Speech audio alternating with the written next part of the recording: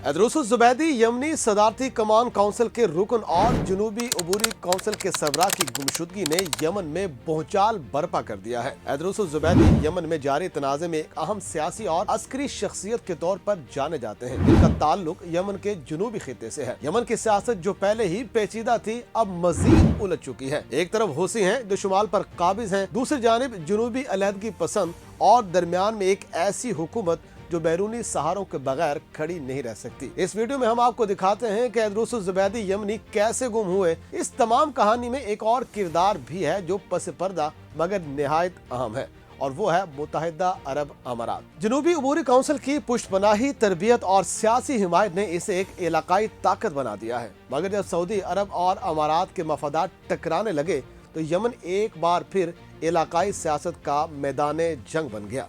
Yemen ताकत, मफाद, इत्तेहाद और गद्दारी की वो दास्तान है जिसमें दोस्त दुश्मन बन जाते हैं और दुश्मन वक्ती दोस्त। ये कहानी उन लोगों की है जो जमीन पर बसते हैं मगर फैसले फजाओं में होते हैं। दहाले के पहाड़ों में गिरते बम सिर्फ फौजी अहदाफ को नहीं जलाते बल्कि उन उम्मीदों को भी राख कर देते हैं जो कभी अमन के नाम पर बांधी जाती हैं। दहाले में धमाके हुए, धुआं उठा और एक बार फिर ये सवाल गूंजने लगा कि यमन में असल दुश्मन कौन है और असल इत्तेहादी कौन। एदरुसुल ज़ुबैदी की गुमशुदगी आज भी एक मुअम्मा है।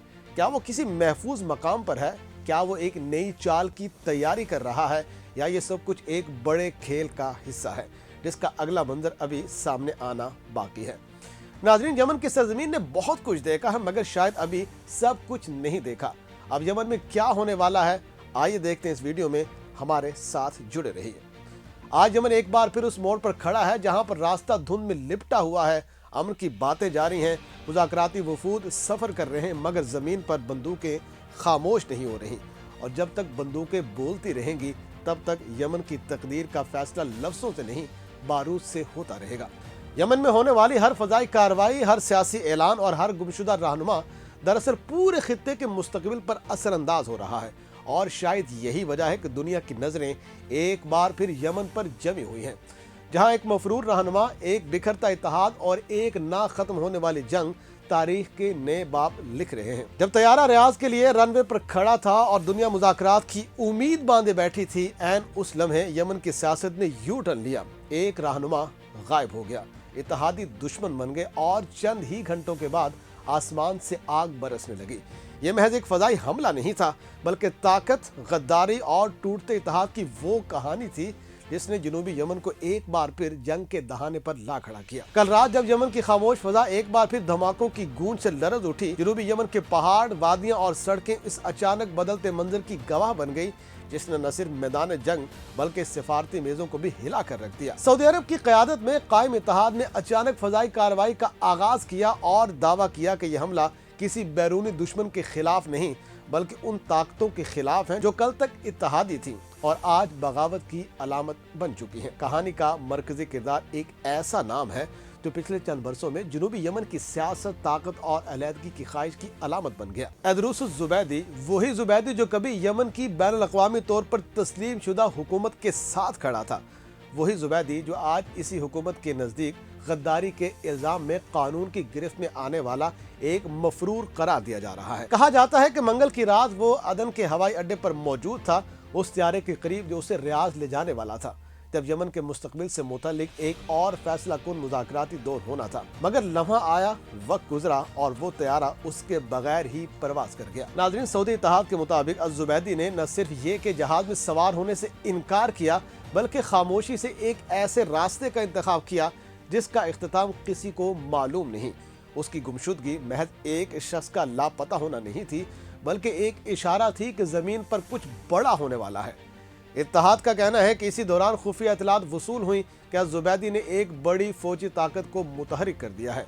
बख्तरबंद गाड़ियाँ, जंगी गाड़ियाँ, भारी और हल्के हथियार, गोला बारूद, सब कुछ अदन से निकल कर धाले गवर्नेट की जानिब बढ़ रहा था। ये महज नक्लो हरकत नहीं थी बल्कि एक पैगाम था, एक चैलेंज था और शायद एक ऐलान जंग। इस सारी सूरत हाल में सबसे ज्यादा खामोशी जनूबी अबूरी काउंसिल की जानिब से देखने में आई। न कोई फौरी बयान, न कोई वजाहत, बस एक गहरा सन्नाटा जो खुद बहुत कुछ कह रहा था। ये वही काउंसिल है जो कभी हौसियों के खिलाफ जंग में सऊदी अरब और यमन की हुकूमत के साथ खड़ी थी मगर दिसंबर में मंजरनामा बदल गया। जनूबी यमन की अलहदगी का ख्वाब जो बरसों से दबाया जाता रहा था, अचानक बंदूकों और बख्तरबंद गाड़ियों के साए में हकीकत बनने लगा। जनूबी अबूरी काउंसिल ने एक बार फिर भरपूर हमला शुरू किया और देखते ही देखते यमन के वसी जनूबी इलाके उसके कंट्रोल में चले गए। हिजर मौत और अल मोहरा जैसे अहम सूबे जो न सिर्फ जोग्राफियाई बल्कि स्ट्रेटेजिक लिहाज से भी इंतहाई अहम है, हाथ से निकलते दिखाई दिए। हिजर मौत सऊदी अरब की सरहद से जा मिलता है, जबकि अल मोहरा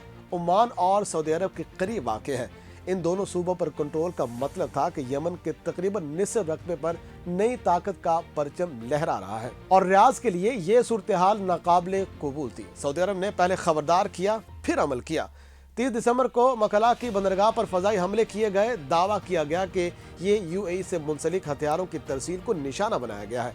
अगरचे अबू धाबी ने इस दावे की सख्ती से तरदीद की और कहा कि वो रियाज की सलामती के लिए पुरज़्म है, मगर यमन की ज़मीन पर शकूक के बीज बोए जा चुके थे।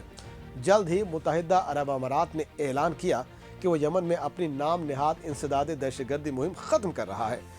ये ऐलान बज़ाहिर एक कदम पीछे हटने का था, मगर बहुत से मुबस्सरीन के नज़दीक ये एक नई सफबंदी का आगाज़ था। इसके फौरन बाद यमनी सरकारी अफवाज सऊदी फजाई मदद के साथ हिजर मौत और अल मोहरा वापस लेने में कामयाब हो गई। जनूबी अबूरी काउंसिल को पसपा होना पड़ा और बिलाखिर उसने ऐलान किया कि वो सऊदी अरब की मेज़बानी में होने वाले अमन मुज़ाकरात में शिरकत करेगी, लेकिन ये शिरकत भी मुकम्मल नहीं थी।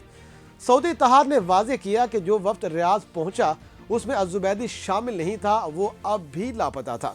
एक साया, एक सवाल, एक खतरा। इसी दौरान यमन की बैन अक़वामी तौर पर तस्लीम शुदा हुकूमत के सदारती क़यादत काउंसिल के सरबराह रिशाद अल अलीमी ने एक सख्त कदम उठाया। उन्होंने ऐलान किया कि ऐदुर रूस अज़ुबैदी को काउंसिल से बरतरफ कर दिया गया है और इस पर आला गद्दारी का इल्ज़ाम भी आयद किया गया।